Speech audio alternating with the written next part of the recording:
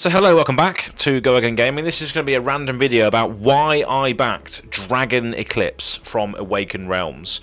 So you can see on the overlay here, there's a little bit of a video. There's loads of content out there on it. I just wanted to talk about why I backed it from my perspective, because I'm a massive fan of board games, collectible card games, tabletop games, and just monsters and miniatures in general, right? So this one really appealed to me for various reasons, but let's get into that. So Dragon Eclipse is a 1 to 2 player solo co-op experience. Now those words, solo and co-op, mean a lot to me with regards to gaming, because I used to have a game group back in the day, but I don't really get to play too much anymore. So solo and co-op modes are very appealing to me, particularly because it means I can just get out the game and play on my own, or potentially get my partner to play with me. And the aesthetic as well of this game is very sort of, it can be quite user friendly by the looks of it. It's just cute creatures. Some of them are quite monstrous, but nothing too dark, nothing too dingy. Yeah, it's obviously a solo and co-op experience, but there's also there's 3 modes in this game. There's solo, co-op, which encapsulates both like a roguelite mode and a campaign mode. So you can play it as a one-off sort of roguelite, your experience changes every time, I imagine, sort of thing. There's a campaign with a campaign booklet where you actually progress through the game and sort of use your the deck building mechanics to sort of accumulate and build your deck over time. And then there's the Arena 1v1 mode where you can play against another person, which I think is cool as well. So there's 3 modes in this game. You got the one-off mode, the campaign sort of driven mode, and the 1v1 mode, which I think is awesome. But yeah, it means that if there's a roguelite mode, it means that it's also very replayable. Campaign-driven games and sort of, you know, sort of sequential in volume, Act 1, Act 2, Act 3 sort of style things in a board game format are hard to replay because you've already gone through the thing, right? It's similar to how if you play like a story-based game on PC or you know, console, it just means that you've played the story. If that's what the game was good for, the story, and you can replay it, but you know exactly where it's going to go, that's where roguelite, and that's where the random elements of roguelite making your experience different every single time you play comes in, because you know you're going to have a different experience every time. Obviously, of course, you're going to have the same characters, the same dragons, the same creatures that you can play as, but you can build your deck differently perhaps, and experience different challenges along the way, which I think is why roguelite is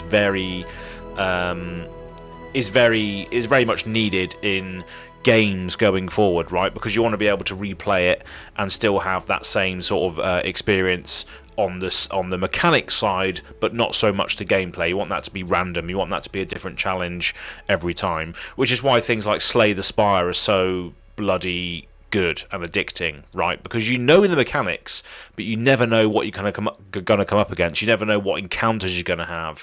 You never know what enemies you're going to fight and all this. You never know what sort of extra cards or extra things you're going to be able to put in your deck as a result of the artifacts and all that sort of stuff. So roguelite modes are very important. I think that's one of the reasons why I was attracted to this. I absolutely do love a roguelite. I love a load of games that are different every time you play them. It just means that you may have gone through that experience already before, but it's going to be a little bit different each time. So yeah, I do absolutely love that. But the fact it's solo and co-op, roguelite and 1v1 and campaign is just awesome. So let's have a look at the actual campaign screen now. So let me just move up the display capture here. So this is the page. It's already been fully funded, 9,854 backers, and I was backer 445, I think. I definitely backed it very early as soon as it came on here. But yeah, already smashed its target. Absolutely, day 5 is coming soon, and we're still unlocking things as time goes on. I do love a good Kickstarter. Well, this is a game. This is a game found project, but pretty much the same thing, crowdfunding source thing. But another thing that attracted me to this game is the developers, right? Awaken Realms. Awaken Realms have a fantastic track record of games. Nemesis is one that I backed. It's all the way down here. This one I backed a long time ago, Nemesis, but they've made Lords of Hellas, which is an absolutely sick game. This War of Mine, I haven't actually played that, but I know that does have like an actual game behind it, which is quite dark and set in a war somewhere. I don't know where it is, but I heard good things about that. Then it had things like Tainted Grail and Etherfields, which were just absolutely ridiculously massive storytelling games that were just absolutely amazing, and the theme and flavour of these were very dark as well. These ones here, Tainted Grail was like dark fantasy, and then Etherfields was just like, you know, nightmarish and sort of very atmospheric, dreamlike places, which was cool. Then they've also had ISS Vanguard, which is like a cooperative space exploration sort of game. I haven't played it, but I really do want to play it. And then we got Lords of Ragnarok, which is similar to Lords of Hellas. As well, which is also a big one. Another War of Mine thing here, but yeah, Castles of Burgundy reprint as well, which is just awesome.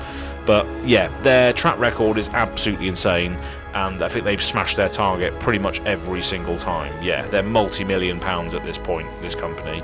But yeah, every game I've played, every game I've heard being played has been and has had extremely good response with regards to the playability and the aesthetic and everything surrounding these games, right? So Dragon Eclipse, you know, when I saw this cover and I was just like, wow, this looks awesome, you know, and I saw this big dragon on the front, I was like, what is this? But then when you go into it a little bit further and you read about what is actually in here and you see the other miniatures, which we'll have a look at in a minute, you realise that it's not actually as dark as the other stuff that they've released, right? They've obviously had Nemesis, which is aliens killing you in space, Tainted Grail, which is like sort of fantastical dark fantasy, and as we saw a moment ago, This War Is Mine, and the other Etherfields type stuff as well. But this one is monsters, and some of them are quite cute as well. So as we were saying earlier, 3 game modes. You can have an adventure as part of a campaign, you can test your skills in a 1v1 arena, so if you've got 2 people you can still fight against each other if you want, or a roguelite experience, which is like a one-off, get it out of the box and play, not necessarily having to commit to a full campaign, which is just absolutely perfect. And it says here, discover and befriend magical creatures, grow them, unlock cards, build decks, and unleash your combos in tactical arena. So here we go, look at this. Rado's run-throughs, very good YouTube channel. There's a load of good board game reviews and run-throughs and what have you. Look at that art as well. Looks awesome. But yeah, look at these creatures. They look cute and terrifying all at the same time. So I can imagine getting this out, you know, with a friend or with my partner or something, and, you know, maybe just playing the cute characters and leveling those up, or, you know, if we want to take it more serious, let's build this huge dragon here in the center of the image. But yeah, it looks absolutely awesome. It looks very nice with regards to the aesthetics as well, and we'll have a look at that in a moment. But why back now? Of course, with Kickstarters and with GameFound and with crowdfunding, there is an incentive to back it before it comes out at retail, because you get all of these Kickstarters, you get all of these exclusives and all this. Now, there is something to be said about exclusives and, you know, availability of this certain promotional extra stuff that you get, right?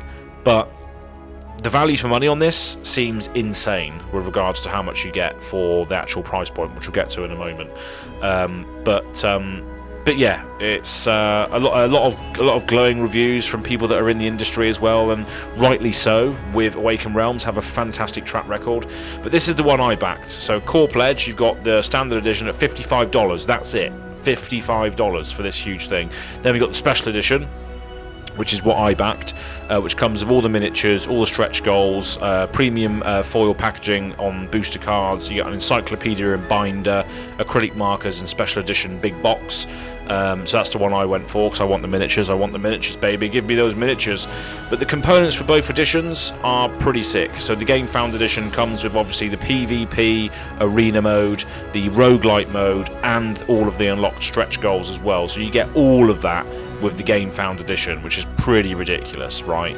The roguelite, the PvP, and all the unlocked stretch goals, and the campaign as well, of course. And it comes with all of this stuff. Absolutely loads of things here.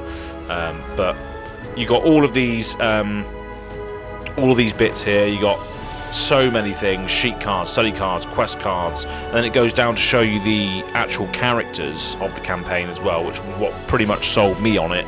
Look at this thing. This is the sort of this is like the sort of showcase creature. You can see it on the side here. This exalted Gyadon. But yeah, if we just scroll down, you got this guy, like a big hippo-y sort of plant bloke, bulb, Golemo, like an earth elemental thing, a giant elk, basically, Emberling. But if you look at these creatures, they don't look too horrific. So you could potentially bring people into this game because they want to play the cute creature, right? Windraiser, that looks cool as well. But all of these things come in the actual base game, and obviously these are miniatures as well, which you actually get. There are standees. If you don't want to pay the full price, you can get the standee models if you want, but I'm a sucker for miniatures. Look at this cute little creature here, Furple. Vogander, that looks sick. Looks like an absolute serpent with multiple wings. But yeah, this is what really sells me on games like this, just the creatures, the weird creature design. And some of them are quite dark. Well, no pun intended. There's a Dark Talion there, Shade Claw. So some of them look quite dark, but some of them look cutesy as well, and brutish also. And we have literally just unlocked the first. Well, there's 11 more to be revealed later as well. But there is also a campaign drive as well, so you get to actually participate in what mistlings are going to be added to the stretch goals, which I think is quite cool as time goes on. There is a vote going on at the moment for the first one to be done. So yeah, get in there and back it as soon as you can. Booster packs. Now these are special edition. In special edition, booster cards additionally come wrapped in special foil packaging, giving you a premium CCG feeling. Now this is one of the things that also sort of drew me in as a card player, right? In board games, you always have the cards available to you, no matter what. There's no sort of FOMO, there's no fear of missing out, there's no cracking packs to chase the cards or whatever. But this still gives you that feel, because you get all the cards that you want in the actual base game, but they also give you this collectible edition where they give you booster packs of cards that are in the game, which are foiled in special ways. So you can still pimp out certain decks or certain have certain pimped cards on the actual field instead, which I think is quite cool. And these are sort of the look at that. There's an example of the foiling on Draining Nightfall, which looks pretty good. But yeah, so many good things here.